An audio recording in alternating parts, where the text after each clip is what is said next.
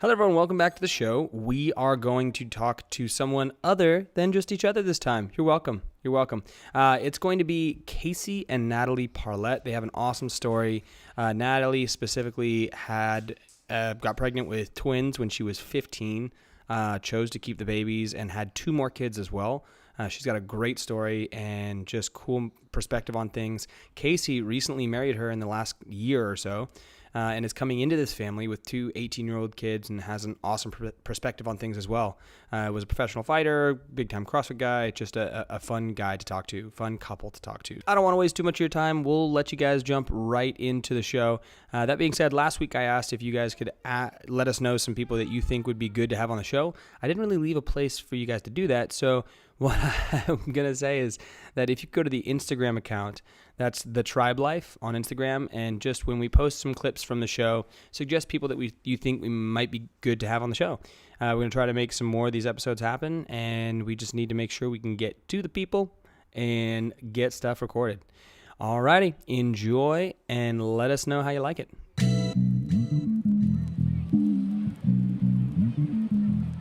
So why don't we say who you are? So who are you? I'm Casey Parlett. Okay. And how many kids do you have, Casey? I recently have 4. Recently have 4. And what is your name? I'm Natalie Parlett.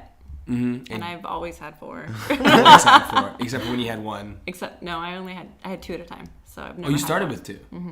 Okay, so you have 4 girls, right? Boys.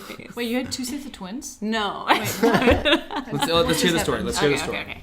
I had twins. Uh-huh. Okay. And then 3 years later, I had another boy. And then, 4 years later, and then 3 years after that, another boy. So I have 4 boys. Wow. Yeah. And when did you have your twins? I had my twins when I was 15. Whoa. Yeah. See? Yeah. It's amazing. Now, Yeah. I saw something recently that you posted, which was actually, it kind of struck home for me, is like, people always talk about like the difficulty of having kids at a young age. Yeah. And how rough that is. And I'm sure it truly is, because you're psychologically different, you know? Yeah, I mean, it changes everything about who you are. And I mean, at 15 or 16 or even 17, like, your friends are on a very different path than you are, and now you're just thrown into what is the rest of your life. Yeah. Once you're a parent, you are a parent forever. Do you feel like in that period of time, like there was anything that you didn't develop psychologically because you had to be a parent? I'm sure there's a lot of things I didn't develop because you go into survival mode. Casey could probably actually answer better than me because he loves the psychology piece of it. And I think meeting him and kind of slowing down like helped me kind of like analyze like, oh, like I'm not in survival mode anymore, and I can like slow down and be who I am and enjoy my kids. And Yeah. Did you have help when you had the twins? It's a very long story, kind of. My mom is mentally ill, so she tried to help as much as she could, but not a whole lot. My dad was helpful, but I left home pretty young. And then I married their dad when I was 17. Oh, wow. So, Okay. yeah. So you had the kids at 15, Mm-hmm. married the dad at 17, Mm-hmm. left home at, let's say, 16. I was 16. There we go. Yeah. There's only 1 year in between then Yeah. that I could have chose, so that was the one. Yeah. He went off to the military, so I mean, I was alone a lot. Yeah. Just With me 3 and the kids? twins. Well, just the twins at that point. Oh, okay. And then 4 years later you had that. Yeah. So them growing up has been a little traumatizing. Like, Yeah. just recently just graduated high school. The twins did? Yeah. Yeah. And we decided to sell the house and all that, and it hit me like all in one day that I wouldn't be living with them anymore. Yeah. And I think I cried for a solid 4 hours. Casey's just like, Well, he's what like do a I do giant with kid. You'll be totally Yeah. fine. Him into your life. Exactly. He's like a giant kid. Well, the thing that I saw in your post that you made was like you talk about there's a lot of trauma associated with with having kids that young, you know, and like and stunting some growth in certain areas, but like you expressed like the beauty of having now you're 33, 34, and you have 2 18-year-old kids who are graduating in humans, and you get to see them in the world, and you get to see them interact, and you can be there with them. Like like I don't think anyone, unless you've had kids as a teenager, understands what it's like to one, not be able to graduate, not be able to attend your high school graduation, but then watch your kids graduate. It was like the most beautiful, empowering moment that you could have. Like, it's been, I definitely don't take any of it for granted because I know how hard it was. Yeah. And where they're at now, I mean, they're not perfect kids, but they're great kids. That's awesome. Yeah. That's so cool. And so when you first got into this like situation here, how did that go down? So you were like, hey, this girl's got 4 kids, let's get married. So so I mean, kind of started off as friends. She walked into the gym within the first year, or probably the first 6 months that we opened, and she had a friend bring her in, and she was already CrossFitting on her own in the garage, and she ended up in the gym, and we just kind of started talking right off the bat. I found out that she had 4 boys and that she had the twins when she was young. So my mom, obviously, she has 4 boys, and You're one of 4. well, I'm one of 4. Gotcha. And she had my oldest brother when she was 16. So it was like right off the bat, like the You're like, first shit, I couple can marry months, my mom. I was like, I'd always joke with her and tell her, hey, you remind me so much of my mom. And then we ended up competing together for years, and became friends and went through some big life changes kind of right around the same time. And When you say competing together, you mean CrossFit? CrossFit, yeah. Yeah, on the same team. On the same team, yeah. Gotcha. Not like against each other, like Yeah. everything she does, I'm gonna eat this the fastest. No, I'm gonna eat this the fastest. We were pretty Gotcha. competitive Yeah. too, Yeah. though. Yeah. But yeah, competed in CrossFit together, went to regionals for three years in a row on the same team. And then I went back to fighting, and we were going through changes and kind of were there for each other through it. And So you were just friends this whole time? yep. Yeah, Wow. just friends, and just kind of one thing led to another, and we kind of just ended up spending more and more time together, and kind of hit that point where I was like, okay, like this is the one, like this is the one I'm gonna marry. And I think I told her pretty early on Really early on. Really that early. like, and this was A like weeks into it, Yeah. not that early, but early you're in my that- mom, and I'm gonna marry you. Because I believe how the conversation went. pretty much. Yeah. Pretty And much. you knew the kids at this point. Yeah, I had known the kids since she had started coming into the gym, and so it's kind of I don't want to say an easier situation, but it wasn't like I was like having to go meet the family Right. at that point. It was like we already knew each other, and just kind of we were really good, and we slow played it for a long time until like we were 100% certain what we were gonna do, and kind Because of with kids like that, it's really important that you don't introduce anyone unless there's staying power. Yeah. Because you can't be bringing people in and out. Yeah, have of you their had lives. much experience with that in the past, like before? Casey? Personally, Yeah. no. I'm not, like, I can't imagine having to date in this day and age. So, like, Right. really being friends with someone and, like, gradually moving into a relationship was, for me personally, Yeah. I'm saying that was probably the only way I would have met someone. Right. Right. Yeah, and then and for me, kind of coming into the situation, my mom always had dated off and on, like for us growing up, and I kind of saw the bad parts of it and the good parts of it, and like that was like one of my things is like I don't want to be that guy. I don't want to be that guy. Like I want to make sure that the relationship between her and I is good, but then also between me and the kids was whatever it was going to be, and not forced. It wasn't going to be anything weird. I wasn't going to try to step in and be their dad. I was just going to be and let everything kind of happen the way that it should. So there wasn't ever that So typical. You let the kids dictate it. Yeah. I mean, and not in a way like it was like their choice, but No, but it was definitely like let's go out and surf. Let's go ride some bikes together.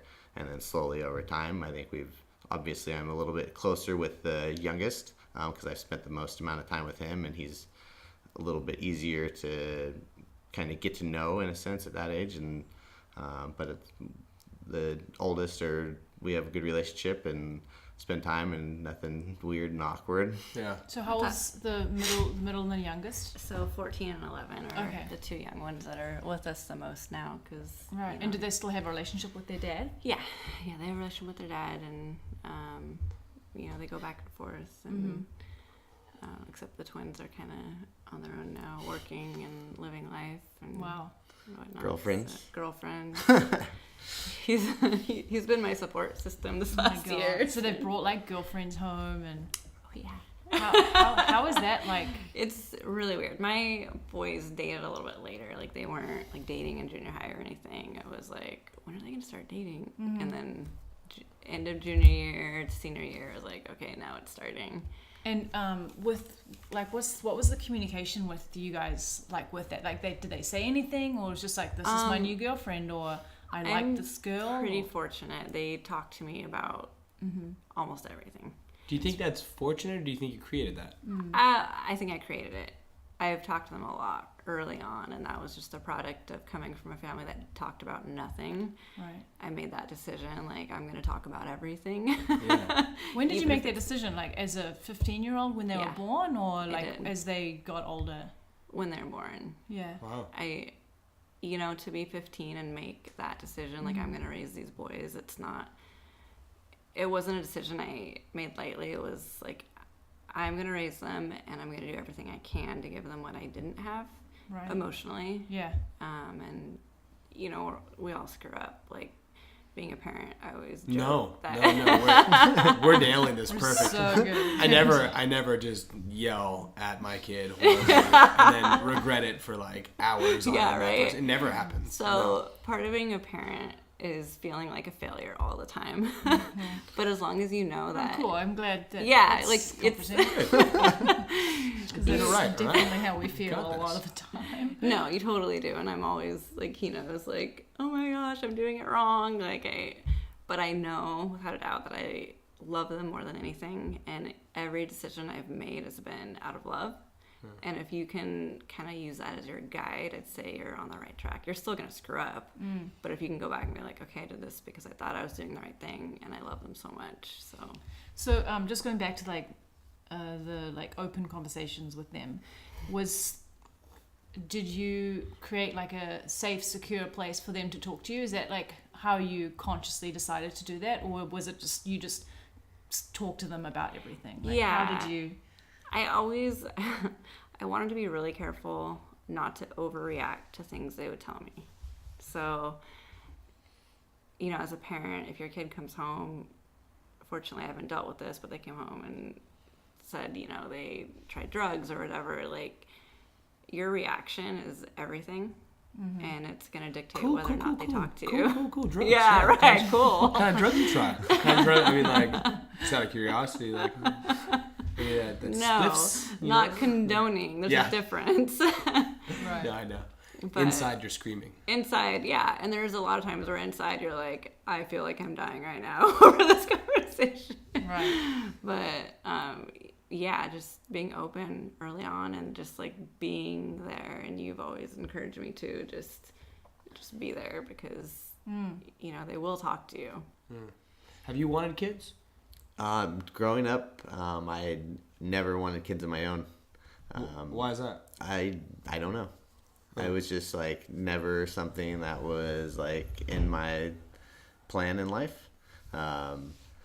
And all the way up until I met her, like it was never even something that I thought about. Right. And that was kind of like one of the ways that I knew it was somebody had said, well, like if you're in a relationship with her, you're going to have kids. Yeah. And I was like, cool. Okay, cool. Like, whatever, like, let's do it. Like, yeah. And I kind of make the joke all the time. Like I got off easy. Like I didn't have to change diapers and kind of like make that joke, but so far. So far. I mean, You're young. My lifestyle, they might have to change mine or something. You never know. Yeah, right. And a really interesting place in our relationship, like this whole blended family co-parenting thing, because we've only been married since December. Obviously, he's been in their life from before that, but we're at a point where we do have to talk about it a lot and be like, okay, like let's regroup. What are we doing here, and how do we do this? Well, it sounds like you guys have got really good communication, and just going back to the really good communicator. right. And Pat's the same. Are you? He's- Yeah. Pat's really good at talking too, and just going back to the question about like, the kids with the connecting with the kids. Like, I've seen a lot of families they don't have that same connection, and you know, the mother or the father will come into a family unit and don't have the same connection, and it's really hard for them. So I was just, you know, really curious as to how that was for you in the transition, and like if you have any advice for people coming into like families. I mean, I think for me, like, it was something that was from experience. I mean, my dad,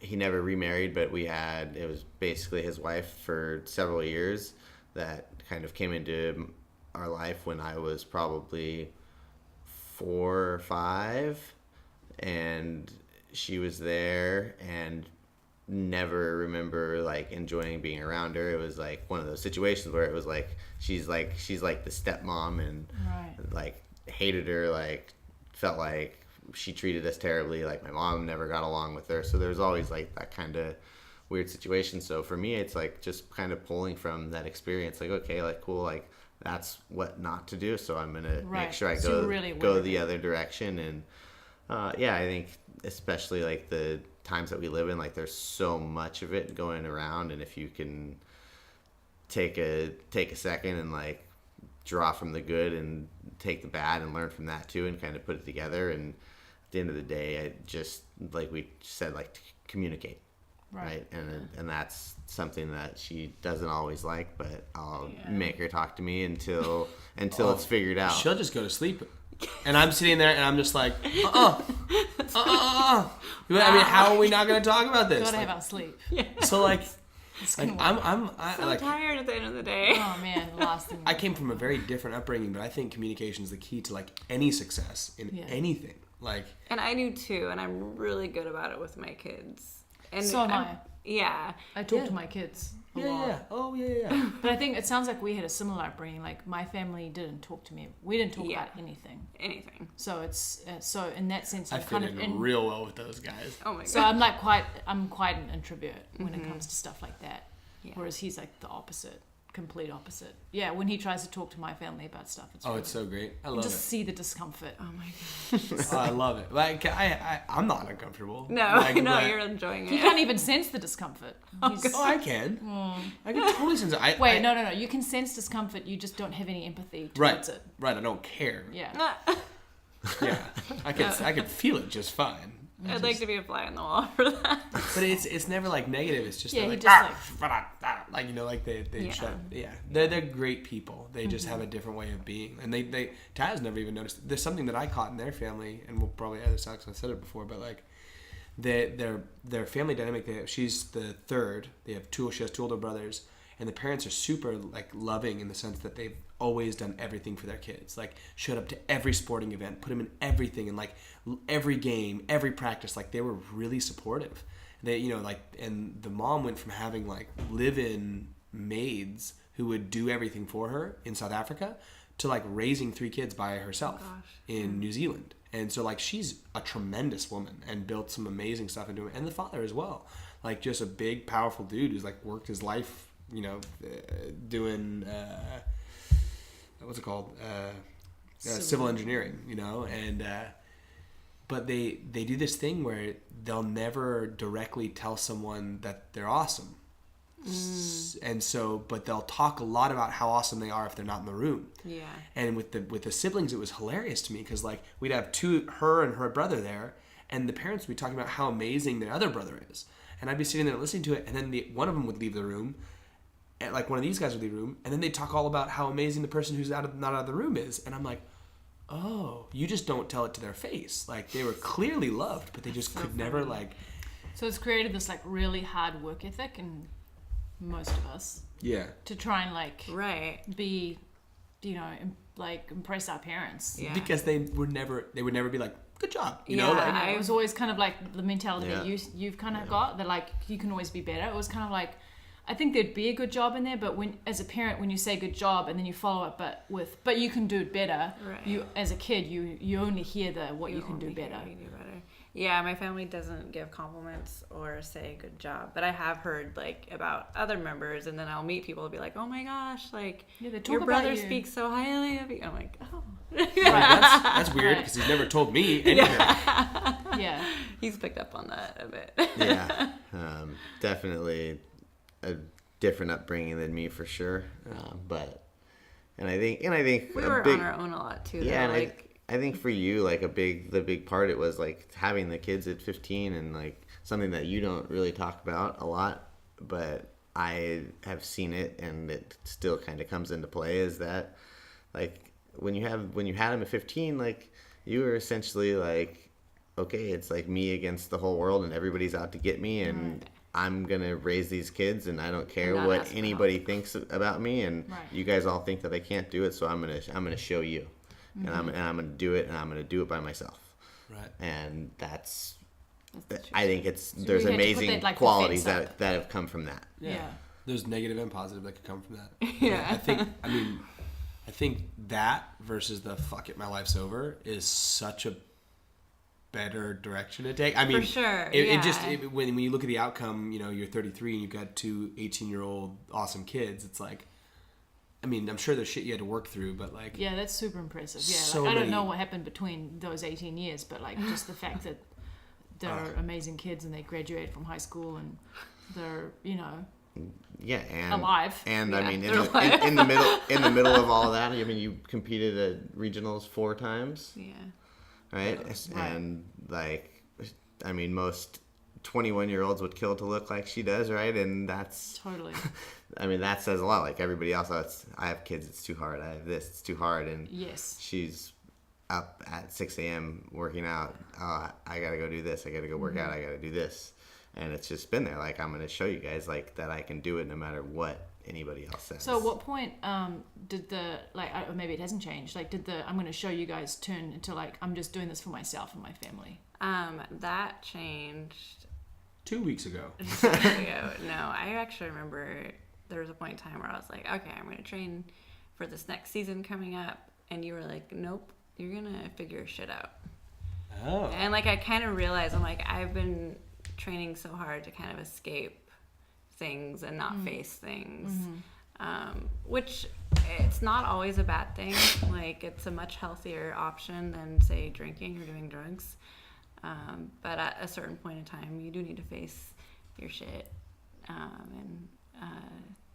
had to do that. And competing is great, but I realized that, I need to work out to feel good and to be healthy for my kids and myself.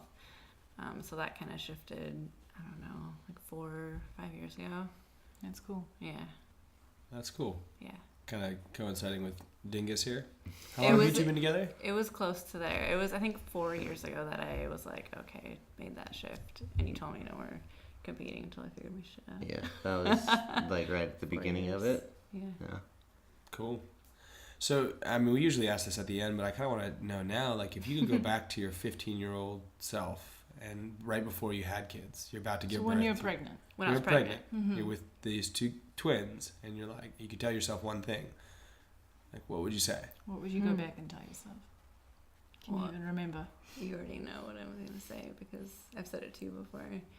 That it's never as bad as it seems. Like, there's a bigger picture. Like, right now, this is just a small part of it, and it's going to get better. Yeah. Because when you're in it, it's scary, and it's hard and overwhelming, and, I mean, even parts of my life now, and I'm sure your life, where you're, like, in it, in that moment, you're like, this is awful, how can this get any worse? And then you step outside of it, or you get a little past it, and you're like, oh. So like, how can Pat not put my photos back on my phone? Right, like this whole iPhone debacle. Like, geez, I mean, Pat. it's ridiculous. I spent 5.5 hours trying to switch iPhones today. Yeah, totally. I totally agree. And that, I think that was the one I told. I said to mine too. Yeah. It's like it gets better. It always gets better. There's always, it's like there's something else. There's something else. And and I think that's kind of how we kind of move through the world now too, especially with traveling with the kids. Like when you're in those moments, and I mean, you're just like, oh, it's about to explode. You're on the plane, and they're like, you know, it's gonna end. Like the flight's gonna end. It's so hard in the moment, though. You know, it's like I was just thinking about my life like 2 days ago, and just looking at me like, I have the best life in the entire world, and I'm like, my life is fucking amazing from every perspective.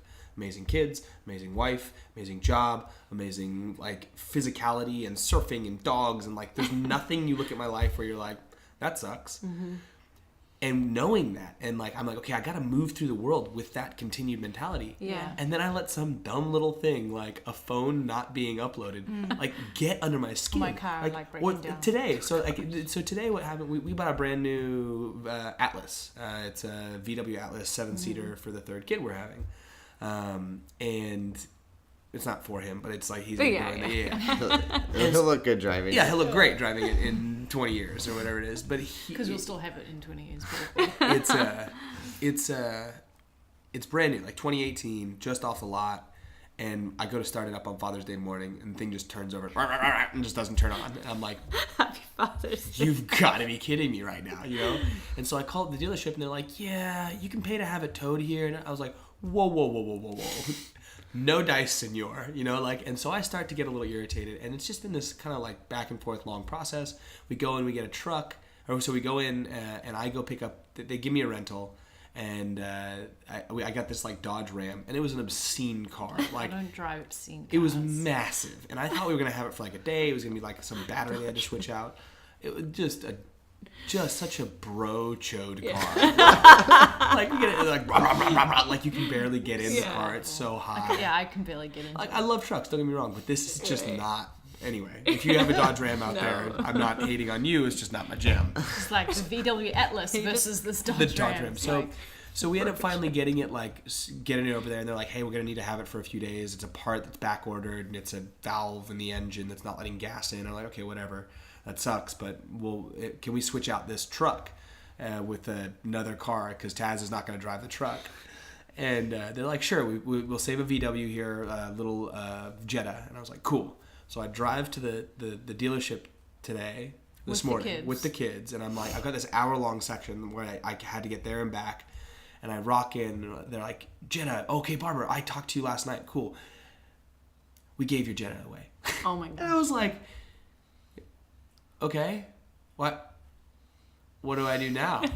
And she's like, let me get you a car. And so she calls a local agency, to another rental car agency, and then they hire me an Uber with my 2 kids that I have to this rental car down the road, and they get this crappy little Nissan Altima comparatively to the car that we were gonna get, and even the rental. And so I'm sitting here, and like, it's genuinely like the things that are piling up are making me genuinely angry. Mm-hmm. And then I thought about what I had just thought about like 2 days before, being like, my life is so amazing. Like, I should always go through with this mentality. And in the moment, I was thinking those 2 thoughts, like, my life is so amazing. I'm so angry. And what won out was how angry I was. Like, I'm thinking about how amazing my life is, going, nope, I'm in the moment. I'm going to stay mad. We go and do this. And so that gets carried on with me throughout this day, you know, like, and then more stuff got frustrated. But even having an amazing life, can you imagine, like, having a shitstorm? Yeah. And then being like, I got to be, like, you did that. No, I feel like I had the ultimate shitstorm. But then once you have kids, as you know, like, there's no moping. There's no... But people do, though. Like, so what, as a 15-year-old, like, how did you, like, you know, as 30-something-year-olds, like, it can be hard, like Pat said, to, like, switch out of it. But we're cognitive enough to be like, this is creating a negative environment in the family, and you can tell it's having an effect on each other and then maybe the kids. But when you're 15, I mean, even when you're 23 to 30, you don't have that mentality. You don't care about people like that. I just felt like they didn't deserve that. They deserved better. And, you know, I had a choice. I could have given up for adoption, and I chose to raise them. And that was, I felt really strongly about it, that I had that ability to give them a better life and love them like nobody else could, and so I wasn't going to blow it. You win. I mean, yeah, Those it's are lucky really kids. amazing. Yeah. I wonder do they know how lucky they are? Probably not till they're like 30. I don't know. I pour love on them all the time, and I mean, they know that I was 15 and it was really hard, and when they turned 16, and I was like, you made it further than I did, and you're not pregnant, or you're not even pregnant. Good for you. They're like, oh, Mom, you know, like, so I definitely remind them often. And now that they're dating, I'm like, hey, guess what? I don't want to be a grandma. Like, here's how we don't do that. Yeah. So I don't know. I mean, I hope I hope they understand. I don't want them to be like, oh, my mom sacrificed so much for me. Like, that's Right. not how I feel at all. But I just want them to know how much I love them. And I think I do an okay job of You definitely telling do. them that all the time. Yeah, I mean, she's way harder on herself, right? And she always is like, oh, I feel like I'm failing, and they come home with bad grades or whatever, like something. Oh, yeah, you screwed that up. Like, that was your issue. Right. like totally your fault. Like, and I Wait, you're think, gonna I think take it so because I personal. kind of have that outside perspective, like I can kind of be there to be like, hey, like, look, I've been there. I remember what it was like to be a 16-year-old kid. Like, I didn't want to go to high school either. Like, I didn't care what my grades were.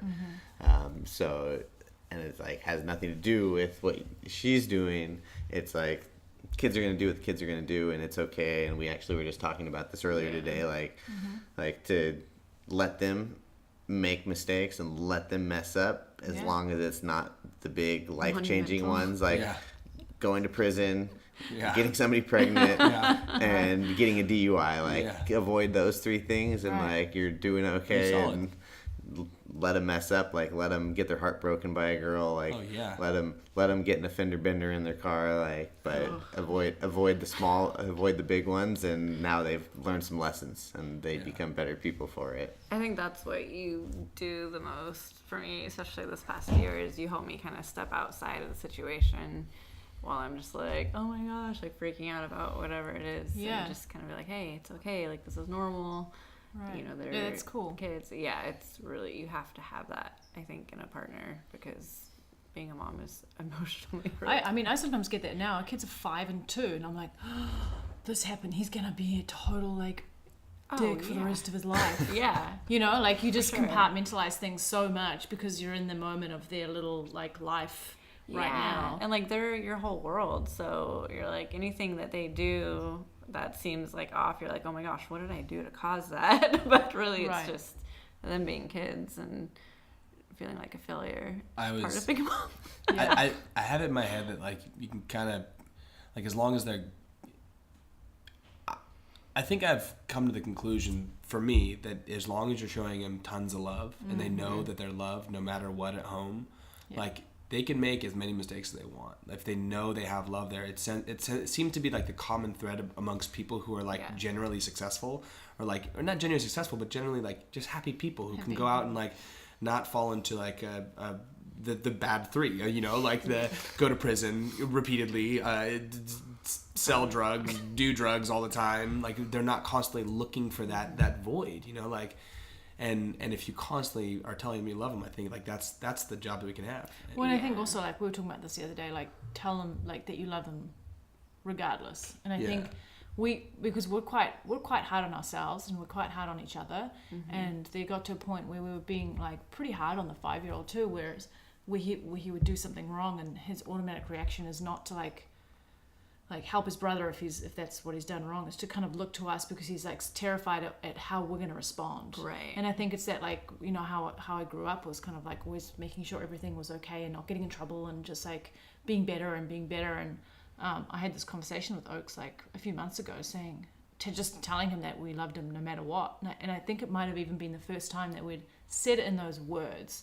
And he was like, really? Even if I like do something bad? I'm like, of course, buddy. Like, you know, so like now, like I just repeat it like always, especially when he's done something wrong and I'm like pretty livid, but also like right after I'm like, I still love you the same as I did right before you just did I think that's how you can fuck a kid up, is not Withholding love. withholding Yes. love, Yeah. and like having that be like a back and forth. It's like, oh, you're only getting it this time, or like if you were conditioned that way as a kid and that's your policies, like you don't express that, you don't do that. Like that's got to be the thing that you overcome as you, I mean, from my for perspective. me, I have to I like, think kind of so too, overcome it. and I think there's a lot of people that don't realize that they do that. It's Exactly. how they were raised and the unconditional love. Yeah, I that's how I was kind of raised. I don't, maybe not on purpose. Like I don't think my parents like withheld it on purpose. I just don't think they were very forthcoming with it. Right. And so sometimes I'll find myself like, if I am mad, it's hard for me to just then, like, you know, I mean, we kind of do that with each other. Like, you know, the other day, like if we're having a fight or something, like it's really hard for you to want to like You remember you did this? I'm working on it. You patted me. You didn't want to, but I could like tell. I mean, I was working through it, like that's my way of like working through it. It's like in the moment is yeah. And then that makes me laugh, and then we can like go into it. Yeah. I think she does a really good job with me kind of reminding me of that piece. And I think because I don't have that same emotional connection with the kids, especially with the youngest, because I am closest to him and spend probably the most amount of time with him. I see so much potential in him, and I just want him to be like so amazing. And she's always like, that's great, but make sure that you let him know like how much you enjoy spending time with him, or make sure you just like sometimes go sit down and watch a movie with him. Right. Like, rather than like always like trying to like just get him to be. Let's go hit some balls in the backyard. Right, like, you want to hit the bag? Let's hit the bag right now. Like I love you, little fucker. And for me, like you were saying, like the way that you're raised, like growing up with my 3 older brothers, that I like, they were like the most amazing people ever. It was like I just always wanted to impress them, and they weren't ever. It was always kind of like that weird like borderline where it was like, did I like do something really cool to impress them, or did I not? And okay, I didn't. Like I got to figure out how to go to the next step, and like that was like the way that I guess we kind of showed each other like that we cared and that we loved each other, was like, let me push you a little bit farther and a little bit farther. It's an interesting topic of thought and conversation though, because I think that having never, like when you never get that validation the way you want it, you work really hard throughout your life. Whereas, and you're not really satisfied with anything. And like all these like famous entrepreneurs, like that's their lives. Like that's how they get to where they are, is they, no matter where they're at, they continually work and work and work. Like you're a professional fighter. That took failing over and over and over again. And you were just like, no, I'm going to be better. I'm going to be better. I'm going to prove to them. Whereas like, I don't give a fuck. Like I've never It's wanted very, to like, work in the hard. present, Because my mom, moment. I'm always in the moment. I'm always like, so I have to find a different motivation to work. However, I do think that it's easier for me to be happy. Like I don't have any anxiety. I don't like, I'm never like, oh man, should have got that done and feel guilty about it. Like I'm like, didn't do it. I'll do it another time, and it never weighs on my conscience. Yeah, we're quite on opposite ends of the spectrum. Yeah, actually. I'm quite But not like that. But right, and but I think there's an interesting conversation to be had. Whereas like, I don't think one's necessarily better than the other, or maybe there's a happy medium to be had where there's a way we can motivate them to be really hard workers, but not be so like tied to that they find their value there and they can't just stop if they want to, because like. I don't know. Like I don't. Yeah, I mean, I think every kid is different too. Because like my older 3 are vastly different from my youngest. My youngest is like a little neurotic, pretty sensitive, and actually cares if he does something wrong. Right. And so I think personalities come into play there. Definitely. Yeah, and like you were probably a pretty laid back kid. No, but laid back as far as like. I don't think you were laid back. How are you even shaking your head? You met me when I was like 26. Well, you weren't laid back then. So. Yeah. You talked to my mom. And you. And your dad. Your dad, I think, gives a pretty accurate picture of how you were as a kid. Your mum is a little bit skewed because... I was mean. Right. And I was aggressive. Oh. But I was like... It was only to female authority figures. Oh my gosh. Because my parents split. Okay. And so at a really young age, I blamed that on her. Oh. And so then, like, all female authority figures, it was like, you can't tell me what to do, like. Yeah. And so What age was that, though? They split when I was like 11, I want to say. Right around 11. But it was... I don't know, like I never intentionally thought about it as like, oh, screw my mom or whatever. But I think internally that's what happened. For sure. If you look back, 2020 hindsight, you see all the authority figures throughout my time and I can feel the hatred towards some of them. And I'm like... You were taking it out on them. I was taking it out on them. I don't know. It's definitely led to some interesting ways of being psychologically for me that I need to overcome because I can't have my kids being the same way towards my wife. if they see me acting like that constantly. But even now, it's hard. Like, my mom walks in, she'll say something, and I'll just immediately go to being an asshole. And I'm like, why did you do that? Like, anyone else could have said that, and you would have not cared.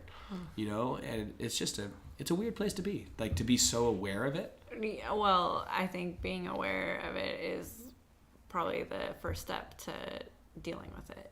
You know, if you're not aware of it, you can't ever. He's much better. Getting better. I've got years under my belt.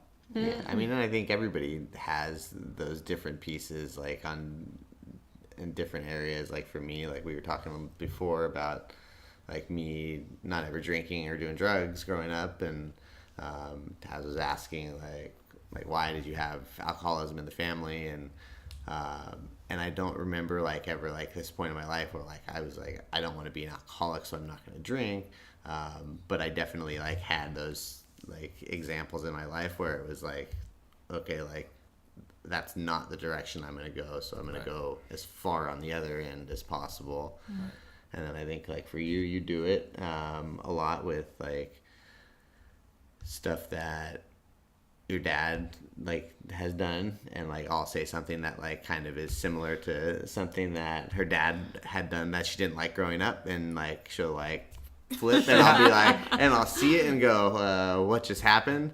And fortunately, I make her talk to me about it, and then we get past it at that time. But so, what was that? Yeah. Just out of curiosity. I don't know about it. I'm tired. I'm go to bed. Let's talk about it tomorrow. Yeah, let's talk about it tomorrow. I mean, I feel like that's the downfall of every relationship. Not every relationship that fails, I feel like fails on communication. Straight up. Yeah. Parent, 100%. child, or spousal. Like, I never see a really good and good communication doesn't need to be smooth, in my opinion. It just needs to happen. Well, I think it just takes effort, and like discomfort. And discomfort, and I think in this like day and age, like people don't have time, and they don't like to be uncomfortable because like there's so much instant gratification that they can get from phone screens, everything. So like you don't really have to be uncomfortable anymore. Right. You know, you can kind of just live in your little bubble and like not do things that you don't enjoy, or and then everyone's so busy that the thought of like staying up till midnight to like sit there and talk to your husband about whatever topic, you know, like I will not let it fly, guys. You will stay up till midnight and talk to me about whatever topic. but You two can stay up together till midnight and talk. We'll just call each other. Hey man, just doing it again. Oh really? What's up? So and I mean I'm in the same boat. Like I'll sit there until 4:00 in the morning, even if I have to be at the gym at 6 a.m. Like to figure it out and like and get past it. And I know it doesn't work very well for her. So one of the things that I've started doing is like, if she's like in that place where she doesn't want to talk, I'll go in the other room and I'll get on my computer or whatever, and I'll email her. Oh no way! And that's a good idea. And that way I can put my thoughts out. So he's not like. And I'm not like sitting there like hammering back and forth, where she's not listening anyway. Yeah. So I put him out, and I'm like, hey, I just emailed you. You can read it whenever, and then she can process it. And by doing that, we've definitely been much better off and had much less of those moments where we're like, that's great. Because sometimes when you're in that moment too, you have to get out of that moment. You do before you can talk about clearly. it. Totally. Yeah. And that's why I think when we end up talking for hours and hours, by the end of it, like everyone's calmed down and you're in a different place than you were when you first started the conversation. Yeah. So you're like, what were we? Yeah, what were we even talking about? You've like circled through the topic to another topic. Yeah. And or you can talk it to death. Yeah. And I went with a different route for my initial changes, and it was like getting to the place where it's like it wasn't going anywhere. So I was like, okay, how can I be different right now to make this better? And that was the like turning point in my mind that I think changed our relationship for the better, because it was like, okay, fine. Even though I'm dead right, I'm gonna be like, you know what? You're right. Even though you think you're dead right. But even though in my head I'm dead right, like the hardest thing for me to do is back down. So if I back down though and say, you're right. And we've talked about this before, but like the magic in our relationship, I feel like is when I do that, instead of her going, yeah, told you, she goes, no, you're right. Like, she's immediately there. Whereas if she were to back down, I'd be like, of course I'm right. You know, like, and I would sit and own that situation. And she immediately goes, And then I don't like that. Yeah. That really bothers me. yes, what? When I'm like, oh, you're right, I'm sorry. Then you're like, yeah. Right. Yeah. But you don't, she never really says, oh, you're right, I'm sorry. It has to come from my perspective. So that was the change for us, was like, I can't write emails very well. So I was like, okay, fuck it, I'm going to be different. But I in would this like moment. that because I like to process things, and like, I would like the email thing probably. But what would happen if everyone could stop for a minute and instead of trying to change the other person, they like refocus, like, what can I do to be different in the situation to make it better? Totally. Like, the world we live in would be completely different. Oh, it'd be a lot better. And I think that's part of like what's helped, like, we're sitting down and writing it out, like, as you write it out, like, most of the time when you write this stuff out, is stupid. yeah, and not even that, you're like oh, like, I'm not really frustrated about this, and this. It's like, okay, like, this is what the actual problem is, Right. and really it has nothing to do with what we were talking about, but here's what I actually want to tell you. Yeah. Here's what I actually want to get to the bottom of, or whatever. And I think for me, if I sit down and write that out, it's actually there. Whereas she doesn't listen if I sit there and try to tell her, and I'm frustrated or whatever. So it's coming off way different than it really should. Yeah, and we communicate completely different. Right. So like if he says one thing, but I hear it a certain way, and he's actually saying something completely different, and we know that now. Like being years in, it's like, I think you're trying to tell me something else, so I'm just gonna hold up. That was what changed for me too. I have to put myself in Pat's shoes because we're so completely different in so many ways, especially with the way we think about basically everything. Yeah. So I have to be like, okay, but now we know how each other thinks for the most part. Okay, what's the opposite of me? Yeah, exactly. That's how it is. Okay, so that's how he feels. Okay, that I don't agree with that, but that's how he feels. So imagine if I felt like that.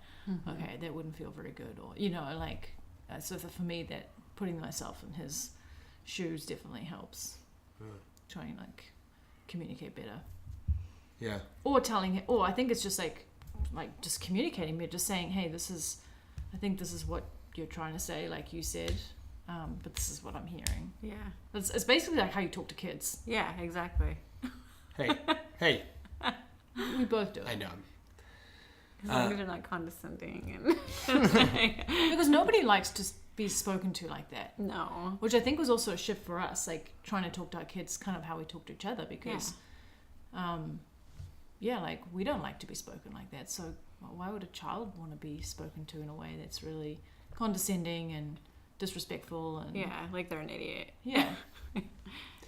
So we'll wrap it up so we don't hold you too long. But this is actually a question that I would ask people who've had kids together. But I'm actually curious, as you've had some time to be with these kids, if you had to reflect on his personality traits and you could hope that none of your kids have one of these ones, Oh my gosh. which one would you be like, okay, I hope that we don't breed that into your 4 boys? And then similar question to you, if you look at her and you're like, okay, what would I not want the kids to leave and go out into the world with this personality trait? What would be the one that you would suggest? You go first.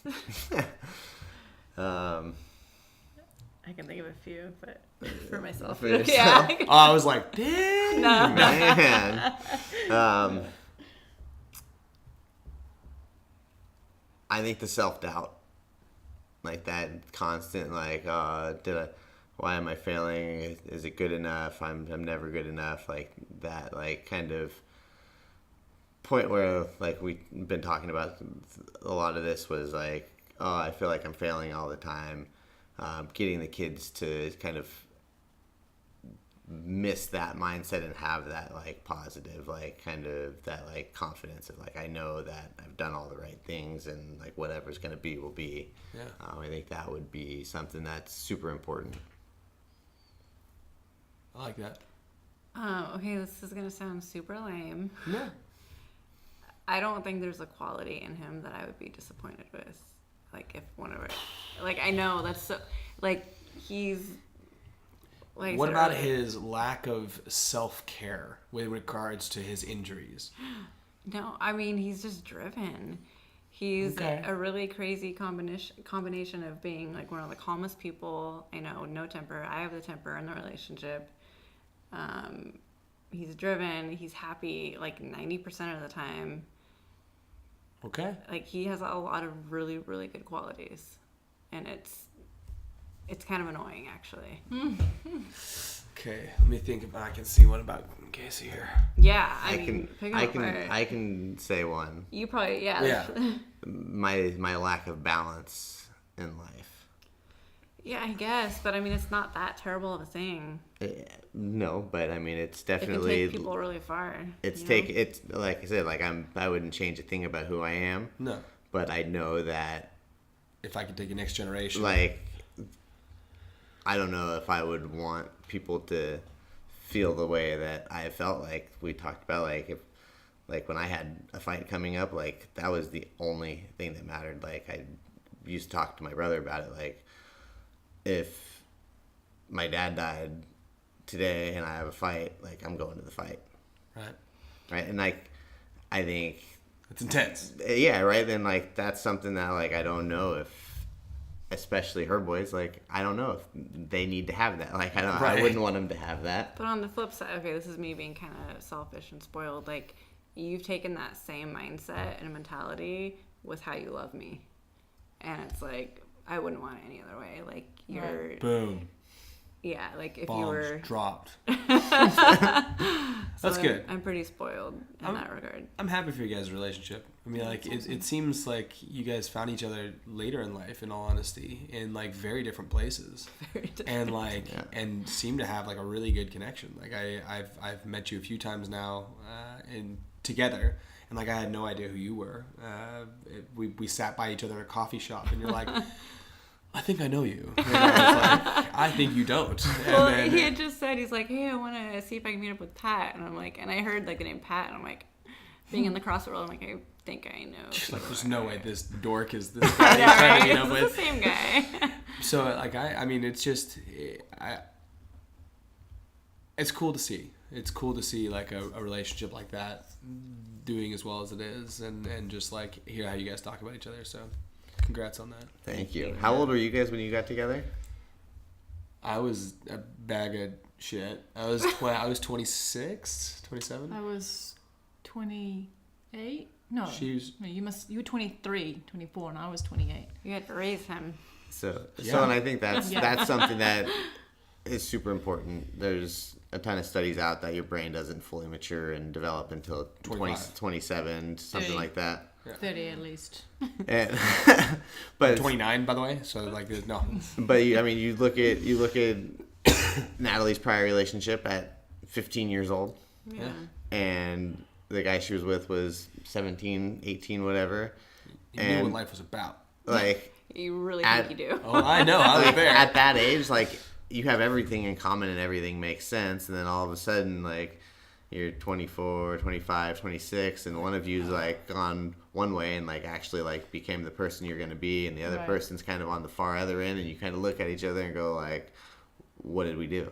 Yeah. oh, And you yeah. see people that are just, well, we have to stick it out. We're married. We made that commitment to each other, and we have these kids. So like, we're just gonna sleep in separate bedrooms, and we're gonna pretend like everything's good, and you're not doing anybody a favor at that point. And I think for me, waiting and kind of like holding out to that point where I was like, I actually really knew.